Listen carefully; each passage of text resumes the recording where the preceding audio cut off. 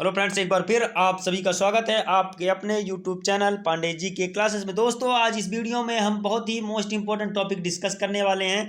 भारत के जो है संविधान के भाग 3 से लिया गया है मौलिक अधिकार।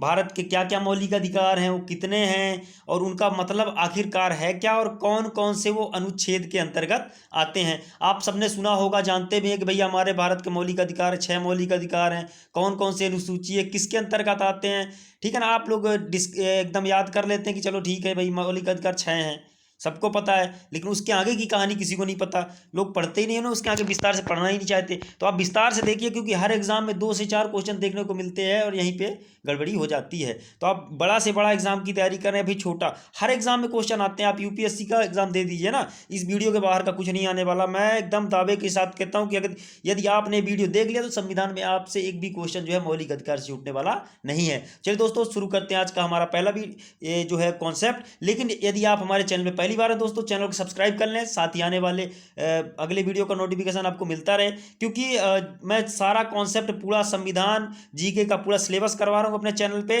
तो आपको नोटिफिकेशन के माध्यम से अगला पार्ट आपको मिलता रहेगा। चलिए शुरू करते हैं आज का हमारा टॉपिक। आज का हमारा टॉपिक है मौलिक अधिकार। अब मौलिक अधिकार होता क्या है? तो मौलिक अधिकार मूल अधिकारों का तात्पर्य राजनीतिक लोकतंत्र से है, ना कि आदर्शों की उन्नति से। ठीक है ना। अब हम विस्तार संक्षेप में जानेंगे। संक्षेप में क्या है? संक्षेप में हम कह सकते हैं कि मौलिक अधिकार का मूल उद्देश्य है कि कानून की सरकार बनाना, ना कि व्यक्ति की। मूल रूप से हमारे संविधान में 7 प्रकार के मौलिक अधिकार का उल्लेख किया गया है। अभी आप सोच रहे होंगे कि यार मौलिक अधिकार तो हमारे 6 हैं, ये हमको 7 बता रहे हैं। तो देखिए, ये जो है आपका विस्तार से मैं बता रहा हूं कि पहले क्या है। जो मूल रूप से क्वेश्चन एक आएगा कि संविधान में कितने प्रकार के मौलिक अधिकार का वर्णन किया गया है, तो 7 बताएंगे। लेकिन अभी वर्तमान में जो है 6 हैं। देखिए, वर्तमान में आपके जो मौलिक अधिकार 6 हैं, लेकिन जो मूल रूप से जब संविधान बना तब कितने अधिकार थे आपको? तब मौलिक अधिकार 7 प्रकार के मौलिक अधिकार वर्णन किया गया, जिसमें संपत्ति के अधिकार को भी हटा दिया गया। अभी हम देखेंगे कौन कौन से हैं और कौन कौन से सूची के अंतर्गत आते हैं। तो आपका ये पहला हो गया कौन सा अधिकार? समता का अधिकार। अब समता का अधिकार आपके कौन कौन से अनुच्छेद में? तो आपका जो समता का अधिकार है अनुच्छेद 14 से 18 तक है। अब इसके आगे हम पढ़ेंगे कि 14 से 18 तक ये समता का अधिकार में कौन कौन से अधिकार आते हैं, सारा कुछ पढ़ेंगे, डिटेल्स में पढ़ेंगे दोस्तों। वीडियो में अंत तक बने रहें। तो जो समता 1 नंबर में आ गया, आपका पहला अधिकार होगा समता का अधिकार। ये 14 से जो है अनुच्छेद 14 से 18 तक है। फिर आपका दूसरा होगा स्वतंत्रता का अधिकार, अनुच्छेद जो है 19 से 22 तक। फिर तीसरा आपका होगा शोषण के विरुद्ध अधिकार, जो आपका अनुच्छेद 23 से 24 तक। और फिर आपका होगा धार्मिक स्वतंत्रता का अधिकार, अनुच्छेद 25 से 28 तक। और ये आपका 5वां हो गया शिक्षा एवं संस्कृति का अधिकार, जो कि अनुच्छेद 29 से 30 है। फिर देखिए, आपका संपत्ति का अधिकार जो है ये 6वां अनुच्छेद, जो कि अनुच्छेद 31 में। यही चीज मैं बता रहा था कि हटाई गई है, ये चीज जो है हटाई गई है। ये संपत्ति का अधिकार जो है संविधान में जो ये मौलिक अधिकार के अंतर्गत नहीं आता, लेकिन पहले जब बना तो मेंशन किया गया था। अब हटाना है तो संशोधन होगा, है ना। कोई भी चीज मैंने कल भी बताई थी, यदि संविधान में कोई चीज जोड़ रहे हैं, हटा रहे हैं, कोई भी यदि आप एक एक प्रतिक्रिया कर रहे हैं तो उस पर कोई ना कोई संशोधन होगा। और डिटेल्स में मैं बताया था कि यदि एक भी कोई भी संविधान संशोधन होता है तो आप रफ पेन में नोट कर लीजिए, नोट डाउन कर लीजिए कि एग्जाम में क्वेश्चन आता है कि यह संविधान संशोधन किस लिए हुआ, कौन से सन में हुआ, तो है ना। तो आप जब वो चीज़ें लिखे रहोगे तो आपके मन में तुरंत आ जाएगा कि यार ये संविधान संशोधन तो इस चीज़ के लिए हुआ था, है ना। तो एक एक लिस्ट बनाइए, उसमें एक एक संविधान संशोधन ऊपर से लेकर नीचे तक लिखिए, क्योंकि बीच में आता है आप याद नहीं कर पाओगे। लेकिन अब डिटेल्स में लिखते जाओगे ये संविधान संशोधन इतना इतना इतना, तो बड़े आराम से आपको याद हो जाएगा। नेक्स्ट देख लेंगे दोस्तों, अगला होगा संवैधानिक उपचारों का अधिकार, जो कि अनुच्छेद आपका 32 से 35 तक है। चलिए देखते हैं आगे क्या कह रहा है कि नोट में देख लीजिए। मूल संविधान में 7 प्रकार के जो मौलिक अधिकार का वर्णन किया गया था, जो कि वर्तमान में 6 हैं। मैं क्या बता रहा था आपको कि मूल संविधान में 7 प्रकार के जो मौलिक अधिकारों का वर्णन किया गया है, लेकिन जो कि वर्तमान में अब 6 हैं। अब ये 6 हुए कैसे? 7 से देखेंगे ना कि मौलिक अधिकार 6 हैं, लेकिन हुए कैसे? और मैंने बताया था कि कोई ना कोई संशोधन होगा। देखिए, हुआ यहाँ पे संविधान संशोधन, 44वें संविधान संशोधन 1975 के द्वारा संपत्ति के अधिकार को मौलिक अधिकार की सूची से हटा कर भाग 12 में रखकर, है ना, ये जो अनुच्छेद 12 में रख दिया गया। अब देखिए, जो है मौलिक अधिकार में जो छठवां जो मौलिक अधिकार था, यानी बाद में अभी 7 थे, अभी 6 हो गए। तो मौलिक अधिकार में जो संपत्ति, अभी आपके सामने क्वेश्चन आएगा कि 44वां संविधान संशोधन कब हुआ, एक क्वेश्चन ये बनेगा तो आप बताओगे 1975 में। ठीक। दूसरा क्वेश्चन बनेगा कि 44वां संविधान संशोधन किस चीज़ के लिए हुआ, तो आप बोलोगे कि जो संपत्ति का अधिकार था मौलिक अधिकार से, उसको हटाने के लिए। एक क्वेश्चन बनेगा कि मौलिक अधिकार में संपत्ति के अधिकार को हटाने के लिए कौन सा संविधान संशोधन हुआ, 44वां संविधान संशोधन 1975। बस इतना। ठीक। अब आगे देखेंगे। अब देखिए 44वां संविधान संशोधन 1975 में हुआ, लेकिन इसको 12वीं अनुसूची में मैंने कहा कि उठा के रख दिया गया, जोड़ दिया गया ना जो संपत्ति का अधिकार। तो 12वीं अनुसूची में कैसे रखा, 300A के तहत विधिक अधिकार बनाया गया। ठीक है। इसको अभी हमारा आ गया क्या, मौलिक अधिकार आ गए। अब मौलिक अधिकार एक एक करके स्टेप बाय स्टेप देखेंगे। पहला मैंने क्या बताया, समता का अधिकार। यही ना बताया कि यार समता का अधिकार जो है, अब समता का जो अधिकार हो गया आपका 14 से 18 अनुच्छेद जो है आपके 14 से 18 तक में जो समता का अधिकार को मेंशन किया गया है। अब देख लेंगे कौन कौन से में मेंशन किया गया इसको। तो आप पहला देखेंगे अनुच्छेद 14। अनुच्छेद 14 में कहा गया है कि भारत के राज्य क्षेत्र में किसी व्यक्ति को विधि के समक्ष से वंचित नहीं करेगा। प्रत्येक व्यक्ति, चाहे व्यक्ति हो या जो भारत का जो नागरिक हो, यानी व्यक्ति यानी कोई विदेशी हो, या फिर देखिए फिर समझ लीजिए कि भारत के राज्य क्षेत्र में किसी व्यक्ति को विधि के समक्ष वंचित नहीं करेगा। प्रत्येक व्यक्ति हो या फिर चाहे वो अब या विदेशी होगा, है ना, विदेशी व्यक्ति यानी या फिर नागरिक हो, व्यक्ति यानी कोई विदेशी हो या फिर नागरिक हो, उससे जो है वंचित नहीं करेगा। शुद्ध भाषा में विधि की समता। अब देखिए इसका मतलब यह होता है कि भारत सरकार में किसी भी व्यक्ति को जो है मतलब किसी भी व्यक्ति के साथ भेदभाव नहीं किया जाएगा, यानी विधि की जो है समता। कहने का मतलब ये है कि भारत सरकार में जो है किसी भी अनुच्छेद 14 में कहा गया है समता के अधिकार में कि किसी भी व्यक्ति के साथ जो है भेदभाव नहीं किया जाएगा। स्पष्ट शब्दों में इसको विधि की समता बोलते हैं। बस ये मतलब इसका। फिर अनुच्छेद 15 हो गया। अनुच्छेद 15 में कहा गया है कि राज्य किसी नागरिक के प्रति केवल धर्म, मूल, वंश, जाति, है ना।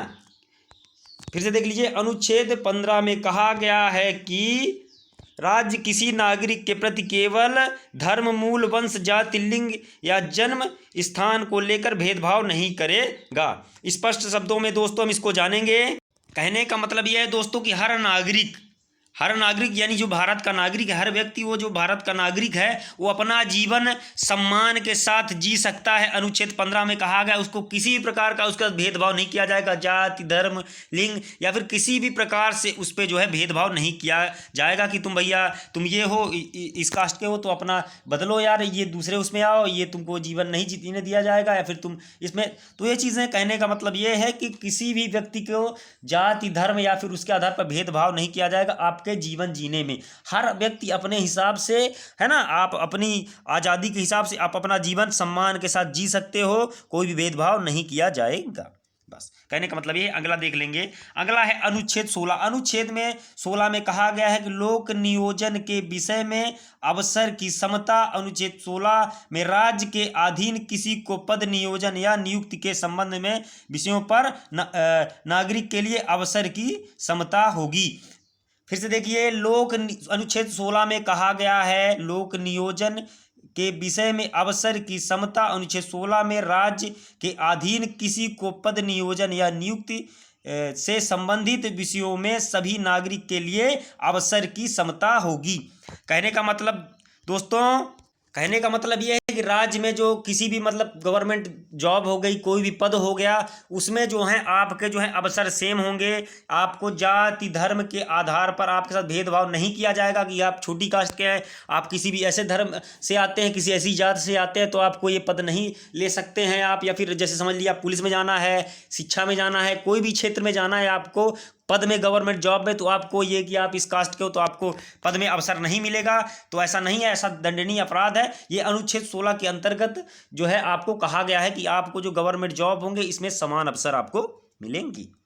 नेक्स्ट देखेंगे दोस्तों, नेक्स्ट देखेंगे आपका जो है अनुच्छेद 17। अनुच्छेद 17 में क्या कहा गया? अनुच्छेद 17 में कहा गया अस्पष्टता का अंत। अस्पष्टता का मतलब होता है छुआछूत, यानी छुआछूत जो पहले आप देखे होंगे, पहले बहुत ये सारी चीज़ें चलती थी, ये प्रथा चलती थी कि भैया ये निम्न कैटेगरी का है, तुम इसको नहीं छुएंगे, या फिर ऐसा वैसा, है ना, जो छुआछूत होती थी, अस्पष्टता, उसका जो है अंत अनुच्छेद आपके 17 में किया गया है। नेक्स्ट देखेंगे दोस्तों, नेक्स्ट आपका अगला हो गया उपाधियों का अंत। अब इसको थोड़ा विस्तार से जानेंगे कि उपाधियों का अंत है क्या। वही चीज़ है कि उपाधियों में जो गवर्नमेंट उपाधि होती है उसमें आप किसी भी प्रकार से जो है कि जाति के धर्म के आधार पे आप किसी को मतलब जॉब पे नहीं रख सकते हो, या फिर कोई भी ऐसी बड़ी उपाधि में नहीं रख सकते हैं, या समझ रहे हैं ना, इसमें समान तरीके से रखेंगे आप उपाधि, जो बड़ी बड़ी उपाधि होती है। या फिर आपको मान लीजिए, कहने का मतलब ये है कि आपको कोई भी किसी भी तरह से आपकी कोई भी भाषा है तो आपको उसके आधार पर निकालेंगे नहीं कि आप भैया इस कैटेगरी के हो, इस कास्ट के हो, आपकी भाषा ये है तो आपको इस पद में नहीं रखा जाएगा, आपको यहाँ से निकाला जाएगा। तो ऐसा आपको निकाला नहीं जाएगा, यानी जाति धर्म या फिर किसी के आधार पे जो है आपकी भाषा ये है तो आपको गवर्नमेंट संस्थानों में आप भाग नहीं ले सकते, यानी आपकी उपाधि के लिए वो सब चीज़ें सेम वही चीज़ है जो 17 में है कि उपाधि जो है आपके जाति धर्म या फिर किसी के आधार पर, तो उसका जो है अंत हो गया है। मतलब पहले जो है उपाधि उसके आधार पर दी जाती थी, जाति धर्म के आधार पर, अभी इसके बाद नहीं दी जाएगी। यही चीज़ कहने का मतलब ये है। आगे देखेंगे, हमारा अगला हो गया, अगला टॉपिक अपना दूसरा जो है मौलिक अधिकार कौन सा हो गया? आपका समता हो गया। नेक्स्ट आपका होगा स्वतंत्रता का अधिकार। स्वतंत्रता का अधिकार जो है आपका अनुच्छेद 19 से 22 तक है। फिर से देखिए, स्वतंत्रता का अधिकार, अभी भैया बोलते हैं ना कि हमको ये चीज़ की स्वतंत्रता, हमको स्वतंत्रता का अधिकार मिला, तो जो स्वतंत्रता का अधिकार है आपको 19 से 22 तक है। अभी देखिए अनुच्छेद 19, अनुच्छेद 19 देखिए आप, अनुच्छेद 19 को 6 अधिकारों की गारंटी प्रदान करता है। यानी अनुच्छेद जो है 19 आपको, आप कहते हो ना कि हमको 6 मौलिक अधिकार है, तो जो 6 मौलिक अधिकार है आपके, इसकी गारंटी आपको कौन प्रदान करता है? अनुच्छेद 19, ठीक है, जो कि स्वतंत्रता के अधिकार के अंतर्गत आता है। अब थोड़ा हम यहाँ पे देखेंगे, मूल संविधान में 7 प्रकार के मौलिक अधिकारों की गारंटी प्रदान की गई है, जो अब केवल 6 हो गए हैं। देखिए मैंने बताया था ना कि आपको कि मूल अधिकार जो है आपके, ये आपको 6 प्रकार के मौलिक अधिकार की गारंटी प्रदान करते हैं, लेकिन अभी ये वर्तमान में कितने हो गए हैं? वर्तमान में ये 6 हो गए। जब बना था 7 थे, लेकिन तब 7 प्रकार की गारंटी का जो है ये प्रदान करता था अनुच्छेद 19, लेकिन अभी वर्तमान में आपके 6 हो गए, इसलिए 6 प्रकार के मौलिक अधिकारों की जो है गारंटी आपको प्रदान करता है। नेक्स्ट टॉपिक देखेंगे दोस्तों हमारा 19A। 19A में क्या कहा गया है? 19A में कहा गया है कि वाक्य एवं अभिव्यक्ति की स्वतंत्रता, ठीक है ना, देखिए वाक्य एवं अभिव्यक्ति की स्वतंत्रता, केवल की स्वतंत्रता 19A में है। प्रेस की स्वतंत्रता का वर्णन किया गया है। यानी देखिए वाक्य, यानी कोई भी बात है, आपको कहीं भी अपनी बात रखनी है, प्रस्ताव रखना है, अपना अभिव्यक्ति करना है, कोई चीज़ बोलना है, तो उस चीज़ की स्वतंत्रता आपको क्या प्रदान करता है? कौन सा अनुच्छेद प्रदान करता है? तो आपको जो है अनुच्छेद 19A के तहत ही आपको, है ना, वाक्य एवं अभिव्यक्ति की स्वतंत्रता जो है मिलती है।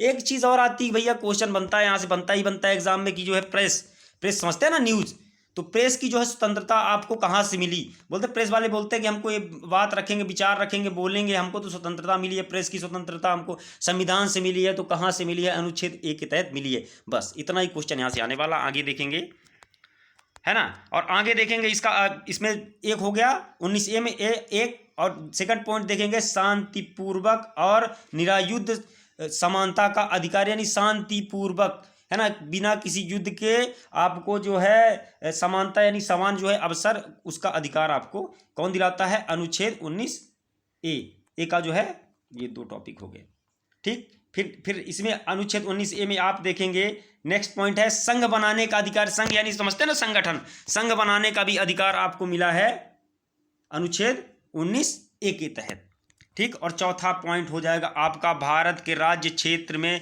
संचालन आवागमन की स्वतंत्रता। आप भारत में कहीं भी किसी भी क्षेत्र में आइए जाइए, आवागमन संचालन करने की आपको स्वतंत्रता मिली है कि नहीं मिली है? स्वतंत्रता अधिकार के अंतर्गत ही आती है, तो 19A के अंतर्गत ही आपको आता है कि आप भैया भारत के किसी भी राज्य क्षेत्र में संचालन, समझ रहे, आवागमन आ जा सकते हैं, इसकी स्वतंत्रता मिली है। और 5वां टॉपिक आपका हो गया भारत के राज्य में कहीं भी बसने की स्वतंत्रता। तो भारत के राज्य में कहीं भी बसने की स्वतंत्रता आपको मिली है 19A के, अनुच्छेद 19A के तहत, ठीक। फिर जीविकोपार्जन व्यवसाय करने की स्वतंत्रता, आप भारत में कहीं भी जाइए, किसी भी राज्य में जाइए, कहीं भी रहिए, कोई भी व्यवसाय करिए, इसकी स्वतंत्रता आपको मिली है कि नहीं मिली है? मिली है ना, 19A के अंतर्गत, ठीक। अब आपका फिर हो गया अनुच्छेद 20। अनुच्छेद 20 क्या कहता है कि अपराधों के लिए दोष सिद्धि के संबंध में, यानी जो अपराध होते हैं, ठीक है ना, अपराध तो करते भाई सब करते, अब अपराध तो ठीक है, अपराध में भी उसके लिए भी अपराधी के लिए भी कोई ना कोई प्रावधान है, नियम है, ठीक है ना।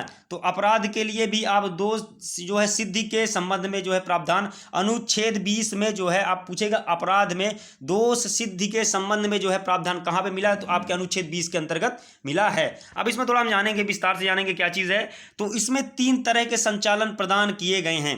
अनुच्छेद 20 में जो है अपराध में दोष सिद्धि के लिए आपके 3 तरह के संचालन प्रदान किए गए हैं। एक हो गया आपका, एक अपराध के लिए केवल एक ही बार सजा मिलेगी।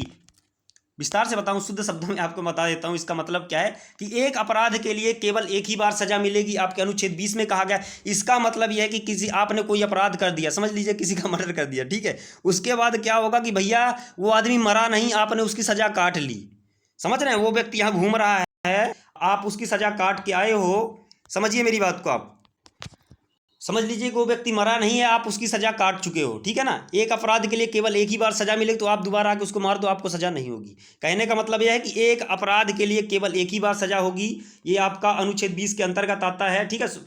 फिर आप देखेंगे अगला क्या है, अगला टॉपिक, तो अगला पॉइंट इसी में आता है कि अपराध करने के समय जो कानून है उसी के तहत सजा मिलेगी, ना कि पहले या बाद में बनने वाले कानून के तहत। यानी जब अपराध हुआ, ठीक है, आपने अपराध किया, फिर किसी ने भी अपराध किया, तो जो उस टाइम पे जो नियम जो कानून चल रहा होता है उसी के अकॉर्डिंग आपको जो है सजा मिलेगी, ना कि आपको पहले उसके पहले कानून बना या फिर उसके बाद कानून बना, ये पहले कानून बन गया फिर वो बंद हो गया, दूसरा लागू हो गया, या फिर उसके बाद जो कानून बनता है उसके तहत ये कड़ी सजा होगी, तो नहीं, जब अपराध हो रहा होगा उस टाइम जो कानून बनेगा उसी के तहत आपको सजा मिलेगी।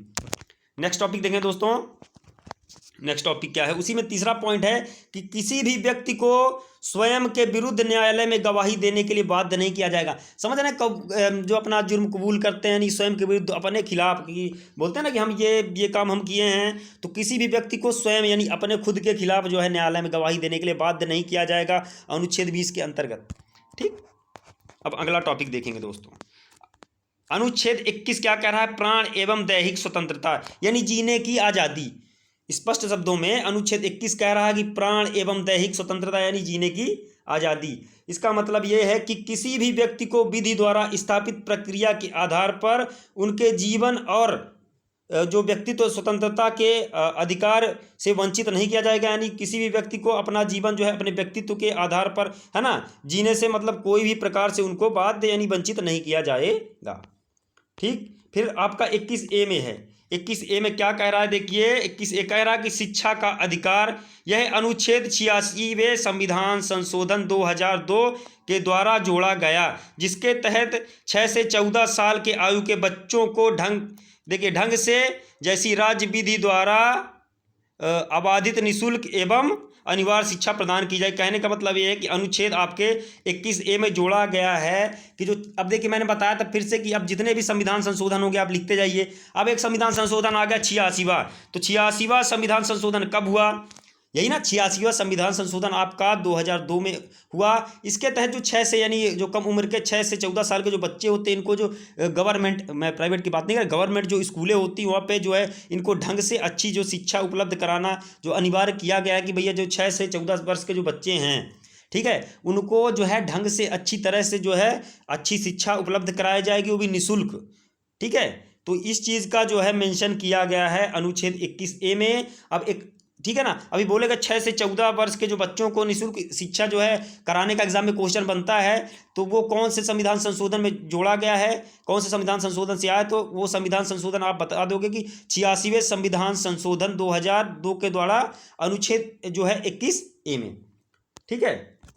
फिर अनुच्छेद 22 आ गया आपका। अब अनुच्छेद 22 क्या कह रहा है, अनुच्छेद 22 कह रहा है कि कुछ दशाओं में गिरफ्तारी एवं निरोध 3 तरह से प्रदान किए गए हैं। यानी किसी भी मतलब कुछ स्थितियां ऐसी है जिसमें गिरफ्तारी एवं निरोध जो है आपको 3 तरह से प्रदान किए गए हैं। अब इसमें भी भैया अपराधी है, ठीक है, उसको भी कुछ अधिकार मिले हैं, ठीक है ना, कोई अपराध कर दिया उसको भी, हर इंसान को कुछ ना कुछ अपराध कोई ना कोई अपराधी को जो अपराध किया उसको भी कोई ना कोई अधिकार मिले। भैया स्वतंत्रता के अधिकार में उसको ये आ गया कि भैया अनुच्छेद 22 में अब देखिए कि हिरासत में लेने का कारण बताना पड़ेगा। यानी कोई भी व्यक्ति आता है, ठीक है, मान लीजिए पुलिस वाले आए, आपको बोलेंगे चलो आप तो आपको बुलाए हो वहाँ पे, तो आप पूछोगे भैया आपका अधिकार है, आप पूछोगे कि भैया हमको क्यों ले जा रहे हो। हिरासत में लेने का उनको कारण आपको बताना पड़ेगा, आपको हिरासत में लेने का कारण बताएंगे। ठीक है, और नेक्स्ट अगला चीज़ क्या होगा, अगला देखिए, अगला फिर पॉइंट, सेकंड पॉइंट हो गया 24 घंटे के अंदर, है ना, आने जाने के समय को छोड़ के, यानी आपके जो रास्ते में लगा समय उसको छोड़ के 24 घंटे के अंदर जो है न्यायाधीश के समक्ष जो है आपको न्यायालय में पेश किया जाएगा। कहने का मतलब ये कि जो पहला पॉइंट है कि हिरासत में लेने का कारण बताएगा, ठीक है, और बताना पड़ेगा, और दूसरा क्या है कि 24 घंटे के अंदर आपको न्यायालय में पेश किया जाएगा, जो कि आने जाने में जितना समय लगा उसको छोड़कर। ठीक, तीसरा टॉपिक आप देखेंगे, तीसरा पॉइंट है आपका, मतलब तीसरा जो है मौलिक अधिकार है। अभी तीसरा मौलिक अधिकार कौन सा है, शोषण के विरुद्ध अधिकार। इसका मतलब यह है, शोषण के विरुद्ध अधिकार जो है आपका अनुच्छेद 23 में है। मान 23 में देखिए क्या है, अनुच्छेद 23 में शोषण के विरुद्ध अधिकार आपका 23, अनुच्छेद 23 और 24 में मेंशन किया गया है। इसमें क्या कह रहा है देखिए, विस्तार से देखेंगे थोड़ा, क्योंकि चीज़ें बहुत इंपॉर्टेंट है और पूछी भी जाती है कि मानव की जो दुर्व्यवहार जो है एवं बाल श्रम का निरोध, इसके द्वारा किसी भी व्यक्ति, है ना, इसके द्वारा आपका किसी भी व्यक्ति को जो खरीद और जबरदस्ती का जो है खरीद और बिक्री तथा किसी प्रकार की जबरदस्ती लिया हुआ काम निषिद्ध ठहराया गया, जिसका उल्लंघन विधि के अनुसार दंडनीय होगा। यानी कहने का मतलब ये है कि कोई भी, जैसे बच्चा हो गया, ठीक है, या फिर कोई भी व्यक्ति होगा, कोई भी मानव हो गया, उसकी आप खरीद कर रहे हो, बिक्री कर रहे हो, है ना, कि ये अब आपका हो गया, इसको बेच दिया गया, तो ये अब आपका हो गया, आपका मजदूर हो गया, ऐसा वैसा, तो ये चीज़ें जो हैं ये बंद की गई है, इसको बैन किया गया है। तो अनुच्छेद आपका जो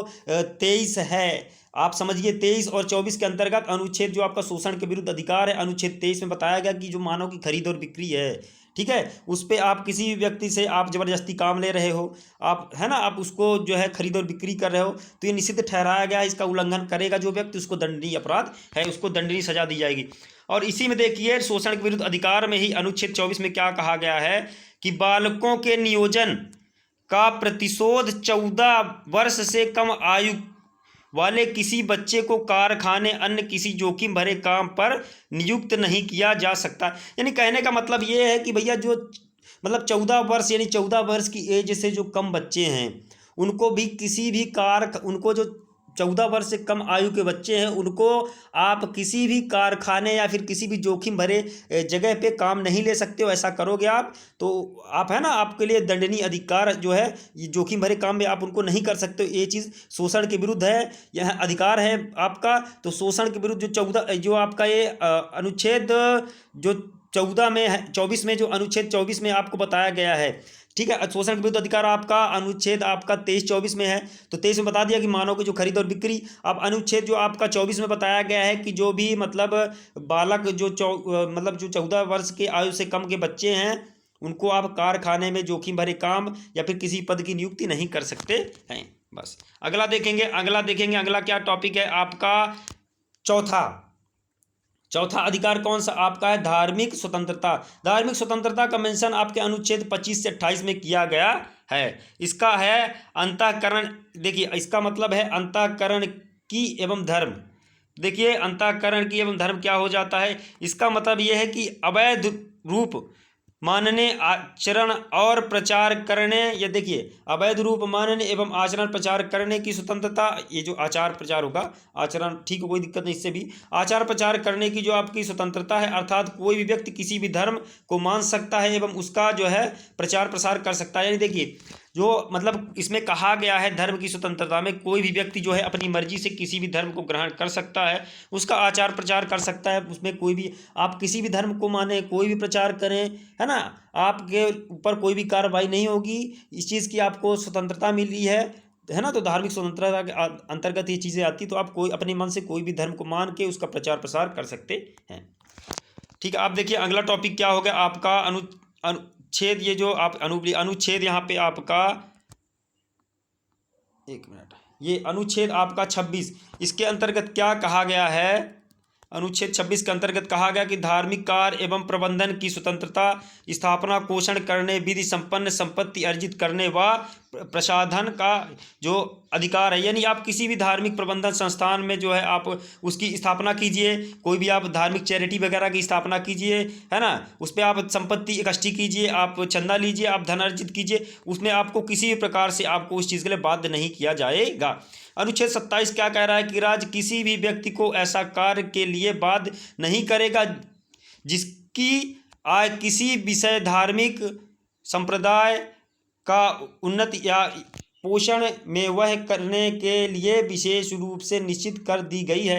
यानी किसी भी प्रकार से जो है आप राज्य वंचित नहीं करेगा जिसमें पोषण वगैरह करने के लिए आपको धार्मिक संस्थानों में आपको निश्चित कर दिया गया। ठीक है, मतलब ये है। आप देखिए अगला क्या है अनुच्छेद 28 में, राज्य विधि। देखिए अनुच्छेद 28 में क्या है कि राज्य विधि से होता है किसी शिक्षा संस्थान में कोई धार्मिक नहीं दी जाएगी। ऐसा शिक्षण संस्थान अपने विद्यार्थियों को किसी धार्मिक अनुष्ठान में भाग लेने के लिए धर्म उपदेश को सुनने, हिबादत, मतलब ये जो हितवाद जो है, मतलब हिदायत होती है, हिदायत नहीं कर सकते। यानी कहने का मतलब ये है कि राज्य जो है किसी भी व्यक्ति को, समझिए मेरी बात को, राज्य में देखिए अनुच्छेद 28 के अंतर्गत कहा गया कि कोई भी व्यक्ति, कोई भी बच्चा किसी भी विद्यालय, किसी भी शिक्षण संस्थान में पढ़ रहा, गवर्नमेंट, ठीक है, मैं गवर्नमेंट की बात करूँ, गवर्नमेंट किसी भी गवर्नमेंट सेक्टर या फिर गवर्नमेंट जो भी प्रशिक्षण संस्थान, स्कूल, कॉलेज कहीं पढ़ रहा है, तो उसको जो है आपका शिक्षण जो संस्थान है वहाँ पे आपको किसी भी धर्म, किसी भी जाति को मानने या फिर सुनने के लिए आपको बाध्य नहीं किया जाएगा कि भैया आप किसी भी कास्ट के हो तो आप किसी भी धर्म के हो तो आप उस धर्म के बारे में सुनो, है ना, नहीं तो आपको सुनना ही पड़ेगा, ऐसा नहीं है। या फिर धार्मिक कोई भी विद्यालय, कोई भी जगह पे आपको किसी भी धार्मिक उपदेश को देने के लिए जो है बाध्य किया गया है। आप कोई भी धार्मिक, किसी भी धर्म से जुड़ी हुई चीज़ें आप प्रशिक्षण संस्थान में नहीं बोल सकते हैं। ये चीज़ें अनुच्छेद 28 के अंतर्गत मेंशन की गई है। ठीक है, अब देखिए आपका अगला हो गया मौलिक अधिकार के अंतर्गत आ गया आपका पाँचवा होगा शिक्षा एवं संस्कृति का अधिकार। ये आपका 29 से 30 के अंतर्गत आता है। अब अनुच्छेद 29 में देखेंगे अल्पसंख्यक वर्ग के हितों का संरक्षण, अर्थात कोई भी अल्पसंख्यक वर्ग अपनी भाषा, लिपि और संस्कृति को सुनिश्चित रख सकता है और केवल भाषा जारी करने और संस्कृति के आधार पर उसे किसी भी सरकारी संस्था में प्रवेश से नहीं रोका जाएगा। यानी कहने का मतलब है कोई भी अल्पसंख्यक, कोई भी पिछड़ा वर्ग का व्यक्ति है तो उसको जो है मतलब किसी भी उसकी जात, उसकी भाषा दूसरी है, समझिए कोई भी उसकी दूसरी लैंग्वेज है, उसको लैंग्वेज नहीं आती है, आपको ज़रूरी नहीं कि आप भैया हिंदी में ही आओ, आपकी लैंग्वेज कोई भी है आप आइए, आपको प्रशिक्षण, यानी कोई भी आपको गवर्नमेंट सेक्टर में आपको प्रशिक्षण संस्थान से नहीं रोका जाएगा, आपकी भाषा, लिंग या जाति के आधार पर आपको बिल्कुल भी रोका नहीं जाएगा। अनुच्छेद आपके 29 के अंतर्गत कहा गया है। अनुच्छेद 30 में कहा गया है कि शिक्षा संस्थाओं की स्थापना और प्रशासन करने अन्य संस्थाओं वर्गों का अधिकार, अर्थात कोई भी अल्पसंख्यक वर्ग अपने पसंद का शैक्षणिक संस्थान चला सकता है और सरकार उसको कोई किसी भी प्रकार का भेदभाव नहीं करेगी। यानी कोई भी अल्पसंख्यक वर्ग है, कहने का मतलब ये है कि अनुच्छेद 30 में कहा गया कोई भी अल्पसंख्यक वर्ग है अपनी मर्जी से कोई भी स्कूल, कॉलेज, प्रशिक्षण संस्थान चला सकता है, खोल सकता है, उसको किसी भी प्रकार से गवर्नमेंट जो है बाध्य नहीं करेगी। देखते हैं कितनी प्राइवेट सेक्टर संस्थानें चल रही होती हैं, उनको किसी प्रकार से रोका नहीं जाता कि आप नहीं, जो अनिवार्य नहीं कि आप गवर्नमेंट स्कूल में ही पढ़ो, गवर्नमेंट स्कूल ही चलेगी, तो आप प्राइवेट भी चला सकते हो, आप प्रशिक्षण संस्थान चला सकते हो, उसके लिए आपको कहीं से भी रोका नहीं जाएगा, बाध्य नहीं किया जाएगा। अनुच्छेद जो है आपका 30 के अंतर्गत जो है मेंशन किया गया है। अगला टॉपिक, अगला जो आपका संपत्ति का अधिकार तो हटा दिया गया। अब छठवां जो है मेन मौलिक अधिकार के अंतर्गत जो आपका आता है संवैधानिक उपचारों का अधिकार। बहुत ही मोस्ट इंपॉर्टेंट दोस्तों, ये अनुच्छेद 32 से 35 के अंतर्गत कहा गया है। संवैधानिक जो उपचारों का अधिकार है, इसको डॉक्टर भीमराव अंबेडकर ने संविधान की आत्मा भी कहा है। इसमें अनुच्छेद 32 के अंतर्गत मौलिक अधिकारों को प्रवर्तित कराने के लिए समुचित कार्रवाई के द्वारा उच्चतम न्यायालय में आपका आवेदन करने का अधिकार प्रदान किया गया। यानी आपका कोई भी मौलिक अधिकार का आपका कोई हनन कर रहा, कहने का मतलब, तो आप उसके प्रति आप जो है उच्चतम न्यायालय में आप जो है याचिका दायर कर सकते हो, अपना आवेदन कर सकते हो। इस संदर्भ में न्यायालय को 5 तरह के रिट जारी या जो आपका इसके विषय में जो आप इस संदर्भ में न्यायालय को 5 तरह के ऋण जारी या निकालने की शक्ति प्रदान की गई है। आप देखेंगे 5 तरह के ऋण कौन से जारी कि आपका संविधानों का जो ये मौलिक अधिकार इनका हनन हो रहा, तो आप किस तरह के ऋण जारी करोगे न्यायालय में। तो आप देखिए, पहला हो गया बंदी प्रत्यक्षीकरण, दूसरा हो गया परमादेश, तीसरा हो गया प्रतिशोध लेख, और चौथा हो गया आपका उत्प्रेषण, और आपका पांचवा हो गया अधिकार प्रच्छा। तो दोस्तों ये थे हमारे मेन मौलिक अधिकार।